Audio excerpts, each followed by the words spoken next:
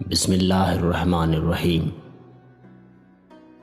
اور ان کے سامنے دو مردوں کا حال بیان کرو کہ ان میں ایک کو ہم نے انگوروں کے 2 باغ دیے اور ان کو کھجوروں سے ڈھانپ لیا اور بیچ میں کھیتی رکھی۔ دونوں باغ اپنے اپنے پھل لائے اور اس میں کچھ کمی نہ دی، اور دونوں کے بیچ ہم نے نہریں بہائیں اور وہ پھل رکھتا تھا۔ تو اپنے ساتھی سے بولا اور وہ اس سے رد و بدل کرتا تھا، میں تجھ سے مال میں زیادہ ہوں اور آدمیوں کا زیادہ زور رکھتا ہوں۔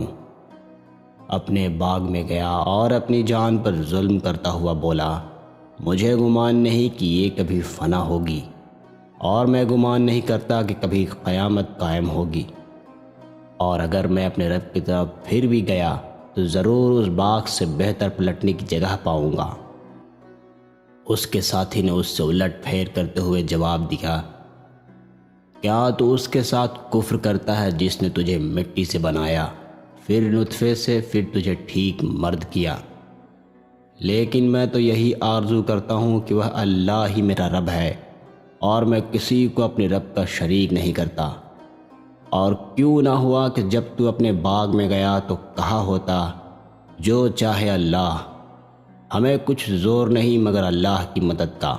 اگر تو مجھے اپنے مال و اولاد میں کم دیکھتا تھا تو قریب ہے کہ میرا رب مجھے تیرے باغ سے اچھا دے، اور تیرے باغ پر آسمان سے بجلیاں اتارے، تو وہ پٹ پر میدان ہو کر رہ جائے، یا اس کا پانی زمین میں دھسا دے، پھر تو اسے ہرگز تلاش نہ کر سکے۔ اور اس کے پھل گھیر لیے گئے تو اپنے ہاتھ ملتا رہ گیا اس لاگت پر جو اس باغ میں خرچ کی تھی، اور وہ اپنی جھاڑیوں پر گرا ہوا تھا اور کہہ رہا تھا، اے کاش میں نے اپنے رب کا کسی کو شریک نہ کیا ہوتا۔ اور اس کے پاس کوئی جماعت نہ تھی کہ اللہ کے سامنے اس کی مدد کرتی، نہ وہ بدلہ لینے کے قابل تھا۔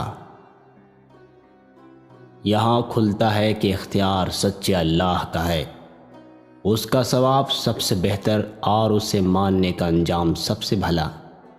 اور ان کے سامنے زندگانی دنیا کی کہاوت بیان کرو، جیسے ایک پانی ہم نے آسمان سے اتارا تو اس کے سبب زمین کا سبزہ گھنا ہو کر نکلا اور سوکھی گھاس ہو گیا جسے ہوائیں اڑائیں، اور اللہ ہر چیز پر قابو والا ہے۔